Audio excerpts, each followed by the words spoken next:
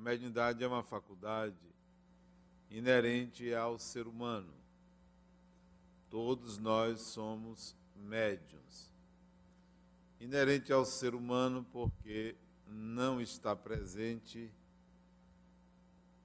nos animais, muito embora os animais possuam algum tipo de sensibilidade que às vezes é possível a certos animais sentir por sensação presenças espirituais. Mas por sentir essas sensações, não é suficiente para dizer que um animal é médium. Nós, seres humanos, sim, além de sentir, além da sensação de presenças, nós também podemos ser influenciados em nosso comportamento, em nossas atitudes e nas ideias que formulamos por espíritos desencarnados. E por esse motivo é que todos somos médiuns, porque podemos ser influenciados decisivamente em nossos comportamentos por presenças espirituais, por determinadas mentes. Então, todos somos médiuns. A mediunidade não é uma faculdade criada pelo Espiritismo, nem patrimônio do Espiritismo.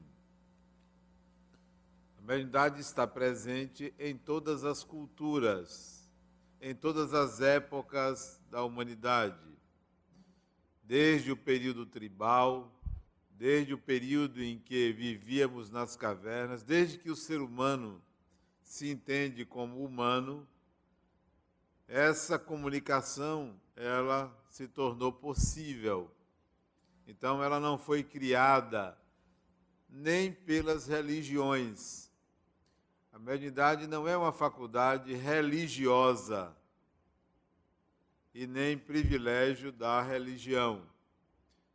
Muito embora vocês vão encontrar referências sobre como se a religião fosse, como se a mediunidade fosse um meio para o desenvolvimento religioso de uma pessoa, ou para fins exclusivamente religiosos.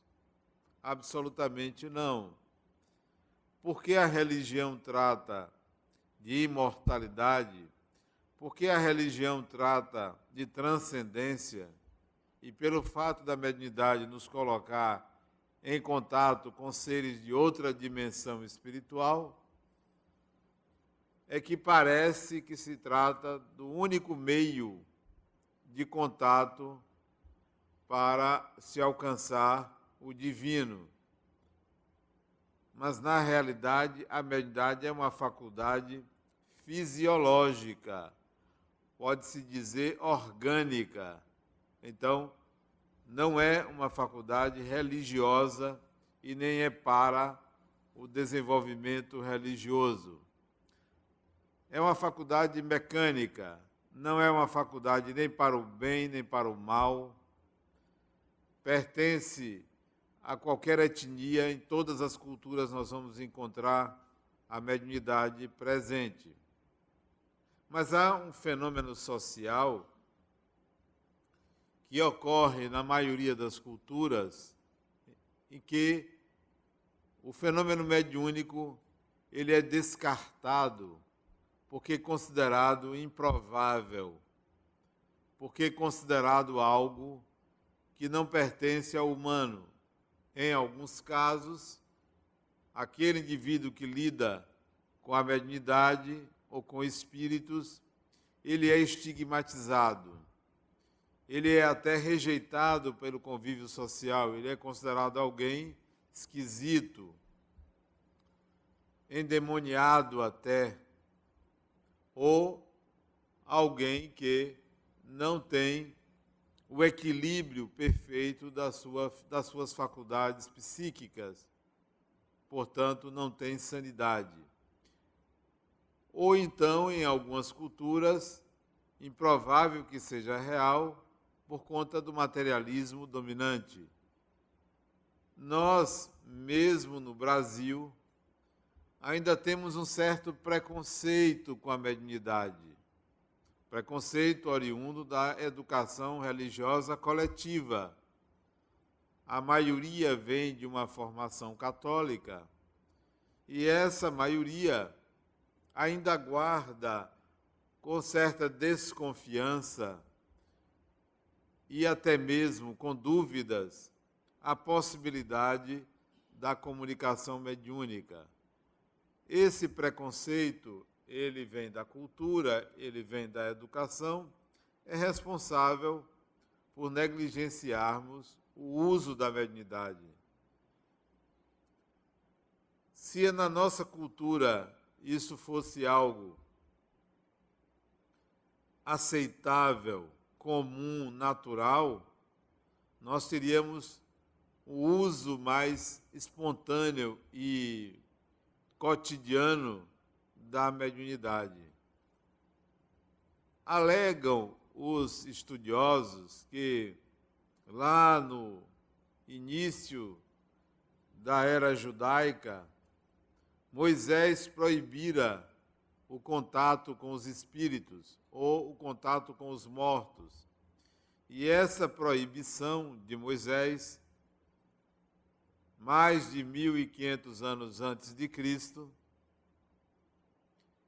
isto seria suficiente para que as gerações seguintes abandonassem o contato com os espíritos por ser proibido.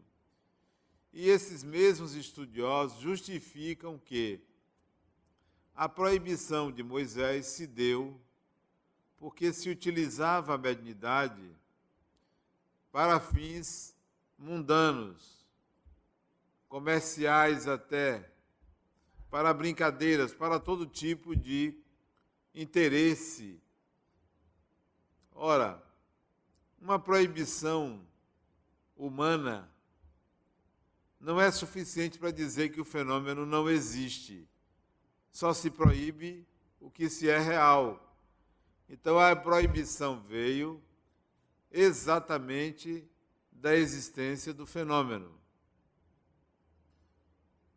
As culturas seguintes e o cristianismo manteve esta proibição, porque o cristianismo é filho do judaísmo. O cristianismo é uma religião, ou um conjunto de religiões, melhor dizendo, que nasceu de um judeu. Jesus não era cristão, Jesus era judeu, até porque não existia cristianismo. Então o cristianismo nasce dentro do judaísmo com uma série de condicionamentos, de preceitos que copiam a tradição judaica. Tanto é que se fala da tradição judaico-cristã. Como essa tradição manteve a proibição do uso da mediunidade, ela passou a ser vivenciada clandestinamente. Porque mesmo que você proíba, você não vai eliminar a sua existência. Então, desde os tempos iniciais do cristianismo, a mediunidade era praticada na igreja cristã nascente. Conversava-se com os espíritos. E isso se manteve e se mantém até hoje. Até hoje, nós vamos encontrar igrejas cristãs, igrejas católicas, igrejas evangélicas que fazem reuniões mediúnicas, mas isso não é divulgado, isso não se torna público e quando fazem, utilizam outros nomes. fazendo parêntese, eu já atendi uma pessoa que estava obsidiada, visivelmente obsidiado ele, e ele não sabia que eu era espírita e ele era evangélico. E eu sabia que ele precisava de uma desobsessão, que alguém conversasse com o espírito que o perseguia. E me parecia ser mais de um. E àquela altura eu fiquei com receio de indicar para ele. Hoje eu indicaria, mas na época eu fiquei com receio de indicar o centro espírita para ele procurar. Mas perguntei a ele o que ele fazia na igreja dele. E ele me explicou o que ele fazia, que era simplesmente assistir às preleções do pastor, mas eu me interessei em saber que outras reuniões existiam na igreja. E ele me explicou quais as reuniões e me falou de uma reunião na igreja que ele frequentava, em que o pastor chamava de reunião intercessória. Reunião intercessória. E eu perguntei como era aquela reunião. Ele disse que o pastor chamava os seus obreiros mais próximos e no salão contíguo ao salão principal da igreja, ele colocava cadeiras em círculo e esses obreiros se sentavam nessas cadeiras em círculo. E no meio do círculo ele colocava uma cadeira e ali ficava uma pessoa doente, quem tinha um problema mais sério, que ele, o pastor, considerava um problema de ordem espiritual. E eu perguntei o que acontecia. Que o pastor se concentrava e chamava pelo Espírito Santo. E o Espírito Santo se comunicava por ele, pastor, ou por um ou outro obreiro, e orientava a pessoa. Ora, isto é uma reunião mediúnica. Só que em vez de dizer que é um guia espiritual, ele chama de Espírito Santo. Mas é uma reunião de contato com os espíritos. É uma reunião mediúnica.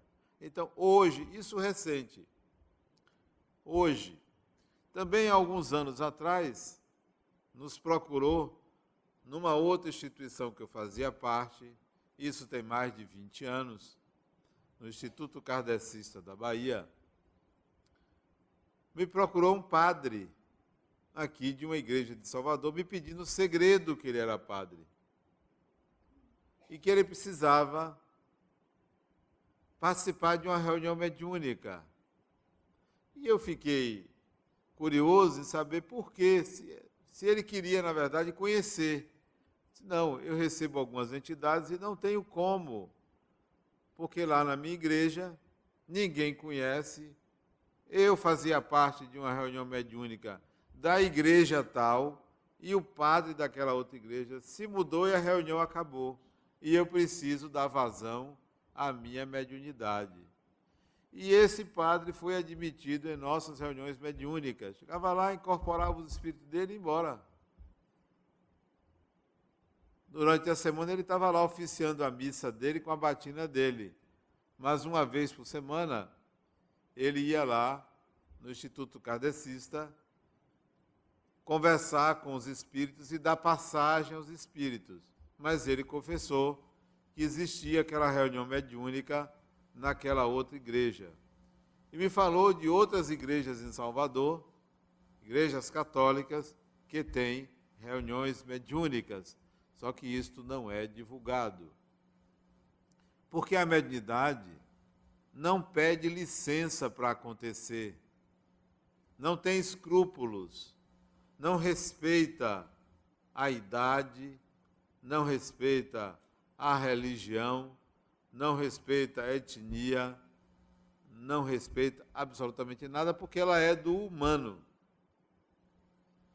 Alguns anos atrás, foi feito um mapeamento da quantidade de entidades religiosas em Salvador, só na cidade de Salvador. E essa informação está no site da Universidade Federal da Bahia. Salvador tem registrados, só o município de Salvador tem registrado quase 200 centros espíritas. Para ser mais preciso, 196 registrados.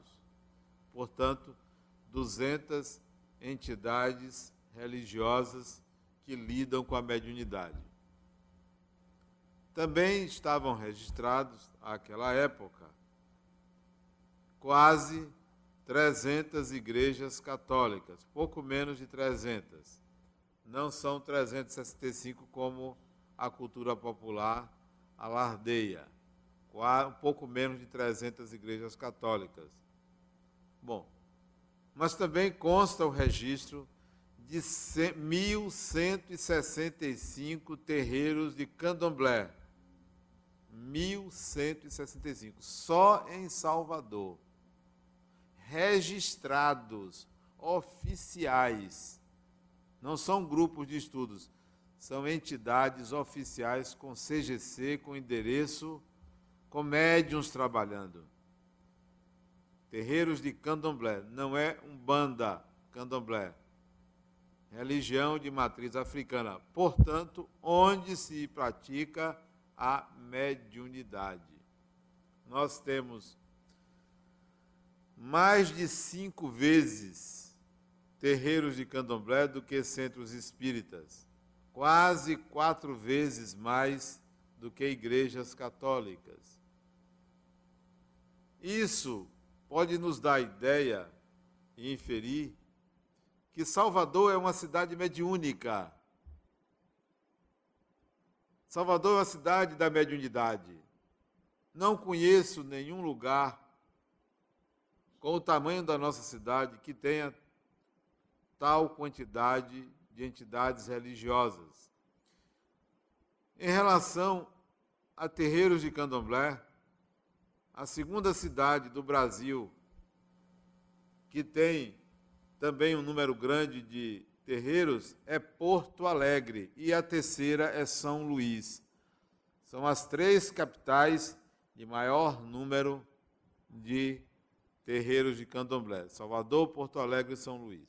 Por que essas 3 cidades? Porto Alegre eu não sei, São Luís porque também é uma cidade de grande contingente negro. Bom, nós somos uma população mediúnica. Nós somos uma cidade mediúnica.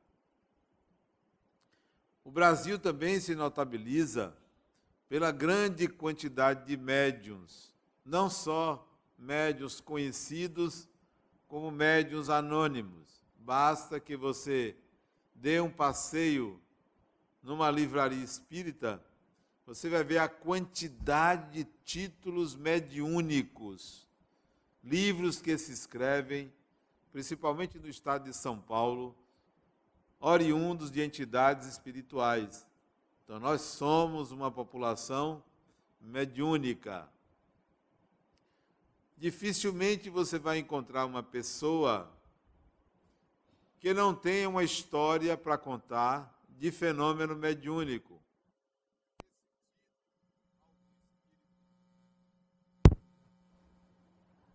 De ter ouvido alguma entidade, de ter visto alguma coisa, de ter recebido um recado. Hoje mesmo, pela manhã,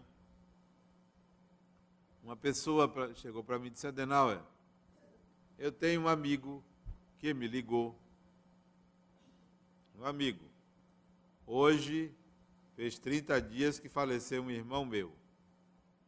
Eu tenho um amigo que a mãe dele, que não conhece você, nem conheceu seu irmão, recebeu uma comunicação de um espírito cujo nome era muito diferente e que ela nem sabia pronunciar o nome. E o espírito disse que era para dar um recado ao irmão dele e falou o seu nome, Adenauer. Quando falou que seu nome era Adenauer, ele chegou para a mãe e disse: minha mãe, o espírito não se chama Atahualpa, que era o nome de meu irmão, Atahualpa. Não sei como é que arranja um nome desse. Então, eu recebi um recado de uma pessoa que eu não conheço, que não conheceu meu irmão, e veio me dar um recado sobre o que se passa com ele e um pedido que ele me fez. Semelhante a esses recadinhos, a essas comunicações aqui e ali, a maioria tem uma história para contar. Tem algo para dizer que aconteceu aqui e ali, que viu, que arrepiou, que dormiu, que acordou, que se desdobrou.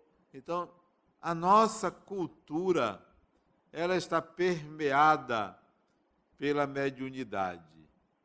Pela mediunidade. Bom, mas há um fenômeno interessante, um fenômeno social, é que enquanto no catolicismo a mediunidade é rejeitada, é velada, é clandestina, no candomblé a mediunidade está no dia a dia da educação religiosa que as mães dão aos seus filhos. A disparidade é muito grande. O católico não educa seus filhos para a compreensão da mediunidade, da imortalidade, da reencarnação. Já as mães, os pais das religiões de matriz africana, que não é só o candomblé, lidam no dia a dia com a mediunidade, com o orixá, com o contato direto com o mundo espiritual. E no espiritismo, como é que isto é tratado? No espiritismo acontece algo diferente dos dois. Se o católico não fala, não aborda, e o adepto do candomblé coloca no dia a dia, o espírita restringe a mediunidade ao centro espírita. Restringe.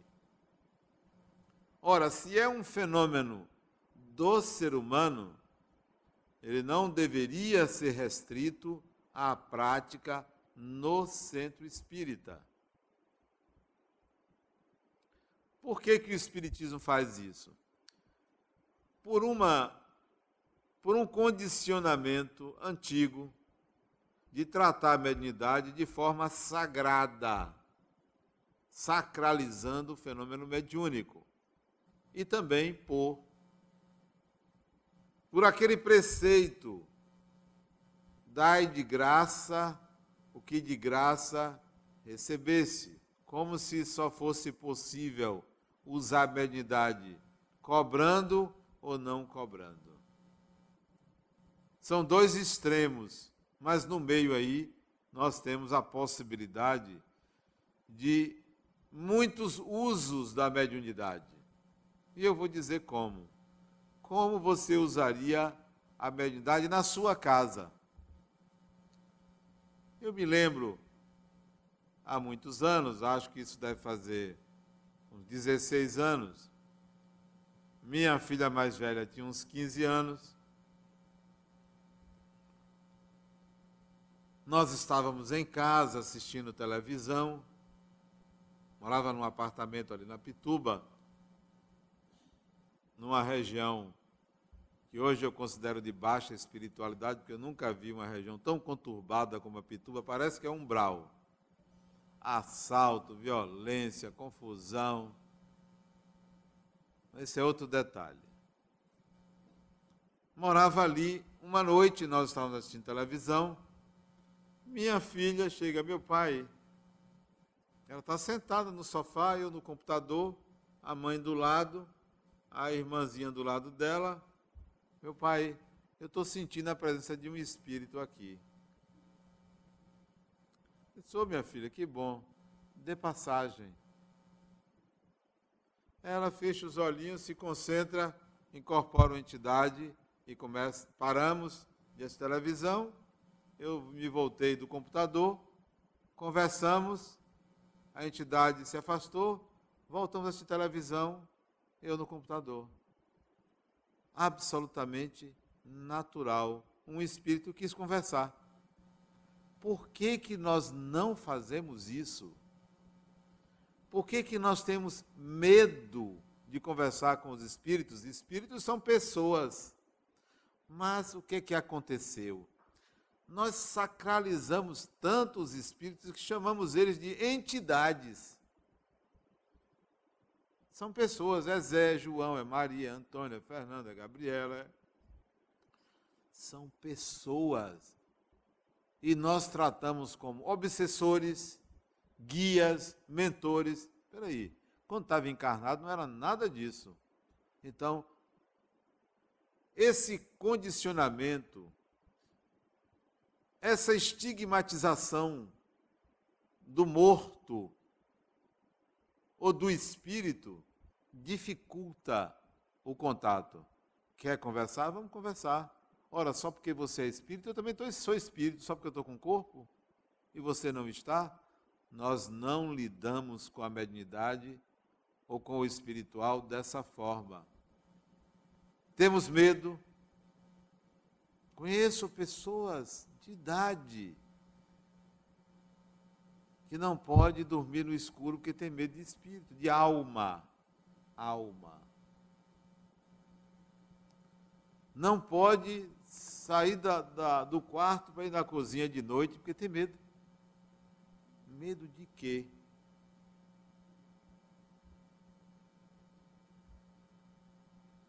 Ontem, chegou uma mocinha para conversar comigo, 13 anos de idade, uma menina. Se afastou dos pais, veio falar comigo.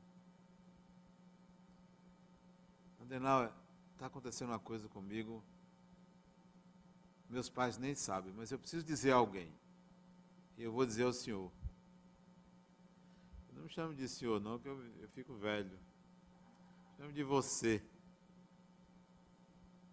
Tem vindo uns pensamentos na minha cabeça, umas ideias que não são minhas, são diferentes. O que é isso? Eu vou dormir, eu sinto que tem gente no meu quarto. Não é impressão minha, tem gente no meu quarto. Eu não sou uma pessoa impressionada, mas tem, nunca teve e agora está tendo. Eu disse, que maravilha.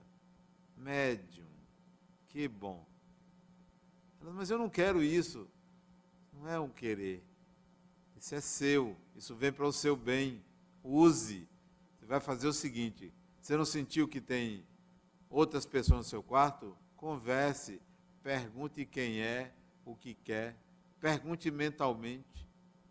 Outra coisa, fale com sua mãe, pode falar, diga que você está vendo, está ouvindo, ela vai compreender. Compreende não, Adenal, sabe de nada. Às vezes é isso, os pais são preconceituosos e não entendem que os espíritos estão reencarnando com mais sensibilidade, com maior capacidade de percepção, até com mais inteligência, desde cedo. É uma faculdade natural e nós estamos tratando como se fosse algo duvidoso, negativo. Ora, se eu vou ter medo de espíritos, por que teria? Por que teria? O que é que um espírito pode fazer comigo que o encarnado não faz? O encarnado faz pior. Há limites para a ação de um espírito. E tem gente que acha que espírito sabe tudo o que a gente está pensando. Olha que absurdo. Como se isso fosse um scanner que é capaz de pegar todo o seu pensamento Não funciona assim. A pessoa que está do seu lado, a pessoa que está mais próxima de você, sabe o que você está pensando? A mente humana não tem essa competência de captar full time, isto é, em tempo integral, o pensamento de outra pessoa. Não tem. E quando eu digo mente humana, eu não estou me referindo ao encarnado e ao desencarnado. Um espírito desencarnado só consegue acessar o seu pensamento se estiverem na mesma frequência, se estiverem em sintonia, da mesma forma que é possível uma pessoa que está do seu lado, por uma sintonia com você, falar uma coisa e você dizer assim: fulano, eu estava pensando isto. Isto é um fenômeno de ligação mente a mente. Então, com o espírito desencarnado é a mesma coisa. Espírito não sabe o que a gente está pensando. Tem gente que fica com medo de pensar certas coisas, e se o espírito estiver me ouvindo, só se você falar. Eu me lembro novamente de minha filha. Isso era mais jovem. Tinha 6 anos de idade, a mais velha. E eu estava assistindo a um filme com ela. Um filme educativo. Eu e ela. Um pai zeloso, espírita, chamou a filha para assistir um filme educativo. Rambo 4. Eu e ela. Era um daqueles filmes que Rambo atirava com uma bala, matava 10. Era sangue para todo lado, explosões, e eu e ela ali. De repente ela chega para mim: meu pai, espírito morre. Olha que inconveniência. Eu assistindo o filme. Eu disse: minha filha, claro que espírito não morre, mas deixe seu pai assistir o filme. Passa um tempinho. Disse: meu pai, a bala atravessa o espírito. Minha filha, claro que atravessa, mas deixa eu assistir, porque Rambo estava ali na hora de soltar uns prisioneiros. Ela chega para mim depois de um certo momento: meu pai, espírito atravessa a parede? Aí eu tive que parar para dar atenção a ela. Dei pausa. Foi naquele tempo que era videocassete, que já nem existe mais, né? Videocassete. Sim, minha filha, atravessa a parede. Mas qual é a sua preocupação? Meu pai, ele pode entrar no meu quarto? Pode. Mas qual é o problema? Meu pai, como é que eu vou trocar de roupa? Então veja o pensamento dela, que é o pensamento comum. Será que um espírito entra no seu quarto? Será que um espírito penetra a sua intimidade sexual? A nossa ignorância faz pensar que espírito pode ir em qualquer lugar da nossa casa. Não é assim. Aí eu disse para ela: minha filha, não tem problema o espírito entrar no seu quarto. Seu pai, você não troca de roupa na frente de seu pai? Seu pai não fica nu na sua frente? Nós não tomamos banho juntos? Eu disse: ah, mas você é meu pai.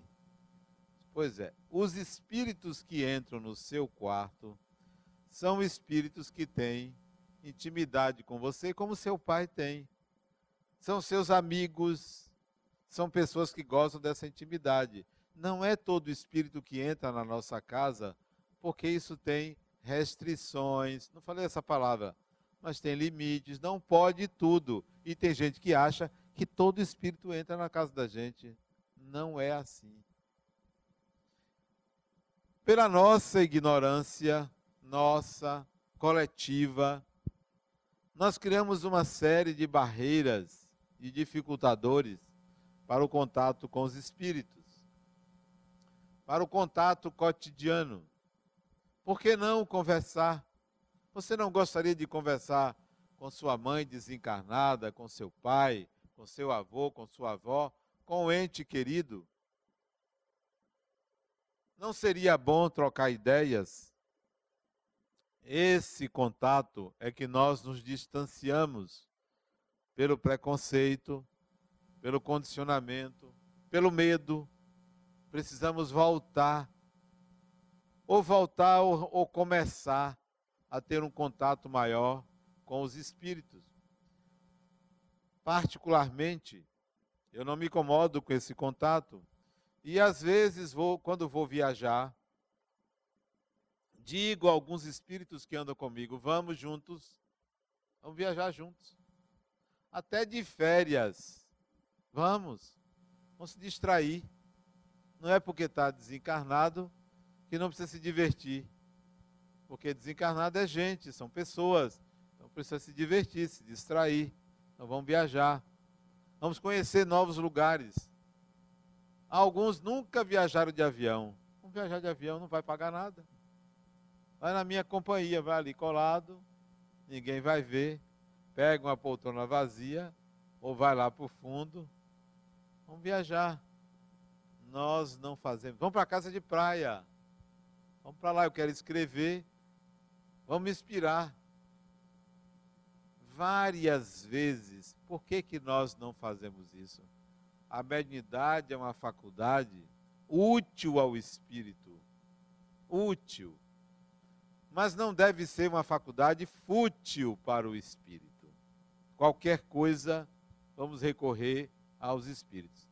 A primeira coisa que eu aconselho a vocês, no uso da mediunidade, é quando você for pedir ajuda a espíritos. Se você vai pedir ajuda a um espírito, cuidado para você não ficar cliente. E o clientelismo espiritual é dependência. Eu posso, eventualmente, aceitar a ajuda de um espírito, mas eu não quero que eles façam tudo por mim, porque eu vou virar dependente. Então você que tem o hábito de ficar pedindo, me ajude aqui, me ajude ali, não fique cliente de espírito. Não fique seguidor de espírito. Porque você deve ser capaz um dia de se autodeterminar, capaz um dia de resolver seus próprios processos sem precisar que um espírito tome conta de você, como se você fosse uma eterna criança. Então, não seja cliente de espíritos. Em segundo lugar, desenvolva sua mediunidade. Todo mundo é médium. Em maior ou menor grau, todo mundo é médium. Queira que esta mediunidade seja mais ostensiva. Chegue assim para Deus e diga assim: eu gostaria de ter certeza e ter um contato com o Espírito. Me faça ver, me faça ouvir, me faça dialogar. Eu quero ter isso. A primeira vez que eu vi um fenômeno de efeitos físicos, que é uma categoria de fenômenos mediúnicos, eu devia ter mais ou menos uns 10 anos que estudava Espiritismo. Foi por volta de 1985, 84, 85. Eu fui numa empresa aqui em Salvador, que estava acontecendo fenômenos mediúnicos nessa empresa.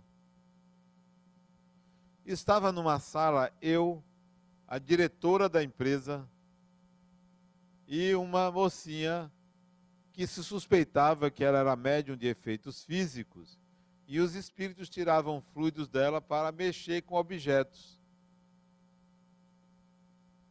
E naquela sala eu fiz uma oração e pedi ao espírito que se comunicasse, que eu queria conversar com ele. E alguns segundos ou poucos minutos depois, para minha surpresa, e naquele dia eu me arrepiei todo, não fiquei com medo, mas fiquei impressionado. Uma cadeira se deslocou sozinha na sala. Primeira vez que eu vi um fenômeno de efeitos físicos. Sabia que era possível, mas nunca tinha assistido com esses olhos que a terra jamais comerá, porque são olhos do Espírito. Eu vi o fenômeno mediúnico de efeitos físicos. Depois achei aquilo tão banal, tão simplório. Me interessa mais o fenômeno de efeitos inteligentes, a sutilidade da comunicação mediúnica mente a mente. O saber que está entrando um pensamento, uma ideia que não é minha, e assistir aquilo conscientemente. Saber que tem um espírito colocando uma ideia na minha mente. É um espetáculo maravilhoso você ter esse discernimento. É como você sentir um filete de água se deslocando pelo seu corpo. Aquela ideia entrando na sua mente como uma lufada de vento, como uma gota de água que se escorre. É algo impagável você sentir isso, muito mais do que você ver uma entidade ou assistir qualquer fenômeno de efeitos físicos. Aquele cuidado que você deve ter quanto à qualidade dos espíritos que se aproximam de você, se despreocupe disso. Sabe por quê? Quem aqui sabe a qualidade moral de quem está ao seu lado? Quem aqui sabe? Ninguém sabe. Somos todos seres humanos. Importa se a pessoa que está ao seu lado esquerdo é moralmente inferior, ou a pessoa que está ao seu lado esquerdo é moralmente superior, ou ao lado direito. Isso não importa, porque isso não tira pedaço de ninguém. Isso não agride ninguém. Assim são os espíritos. Não tenha a pretensão de que só lhe acompanham os bons espíritos. Se for assim, você não anda na rua. Alguém pode dizer assim, eu vou no shopping, mas eu só quero encontrar com os bons espíritos encarnados. Alguém pode fazer essa separação? Não. Então não se preocupe de se acercar de você um espírito desencarnado com más intenções. Não se preocupe. Porque quem vai ditar a qualidade da comunicação é você. É você. Não é o espírito que se aproxima de você.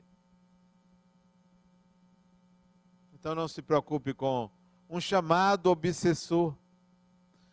Chico Xavier, médium de altas qualidades, tanto mediúnicas quanto morais, maior médium que nós já conhecemos,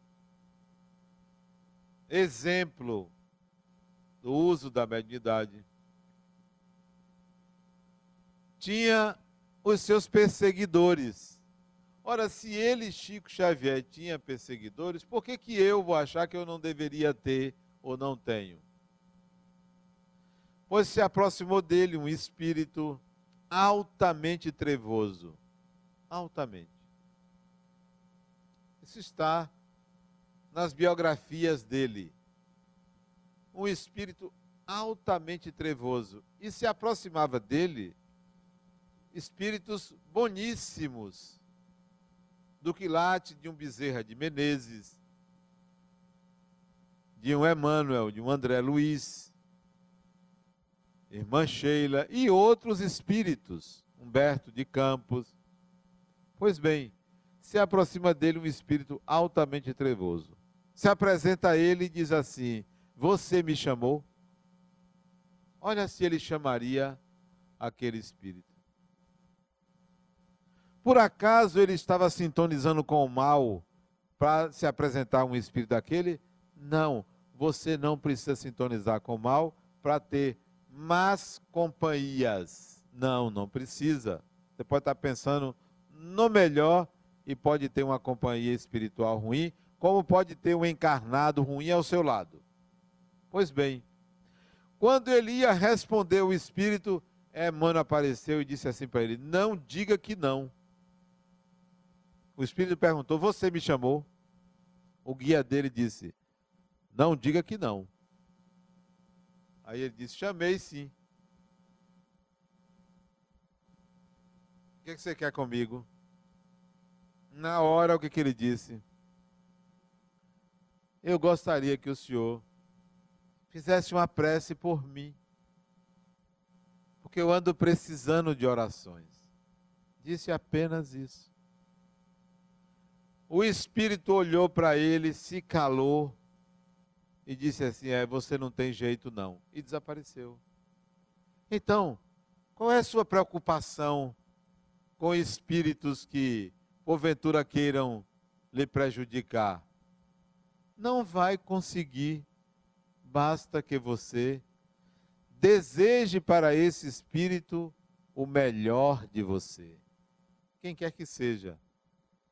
Não se preocupe com as más companhias.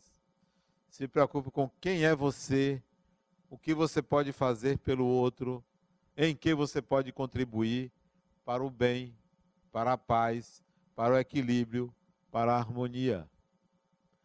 A mediunidade é uma faculdade inerente ao ser humano, que com ela nós podemos manter contatos espirituais de alta qualidade, para aprender, para ensinar, para auxiliar espíritos ou pessoas desencarnadas que estejam em situação ruim, precisando de ajuda.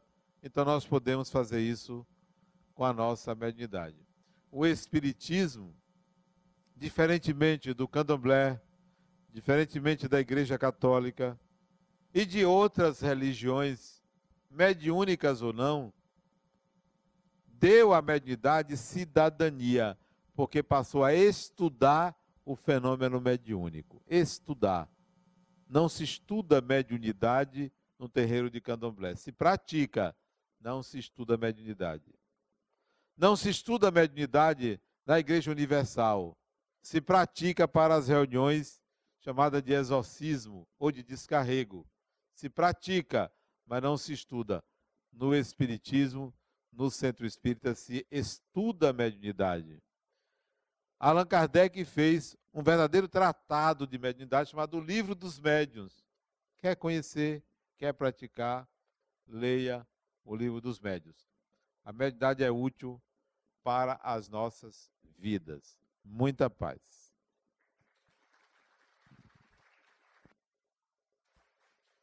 Vamos agradecer a Adenauer por mais essas reflexões dessa tarde. E eu tenho 2 avisos rapidinhos. Dia 16, sábado próximo, às 19h30, aqui nesse nosso auditório, a palestra pública em comemoração ao 5º aniversário do Ambulatório Médico Eurípides Barçanufo. A palestra vai versar sobre fobias, aspectos psicológicos e espirituais.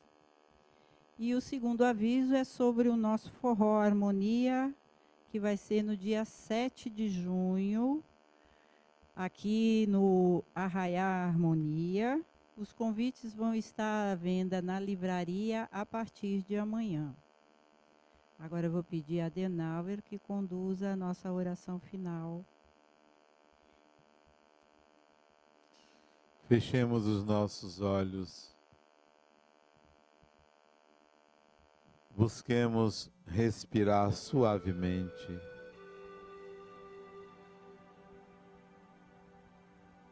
E elevar o nosso pensamento ao Criador da vida, agradecendo pela imortalidade, pela continuidade da nossa consciência após a morte.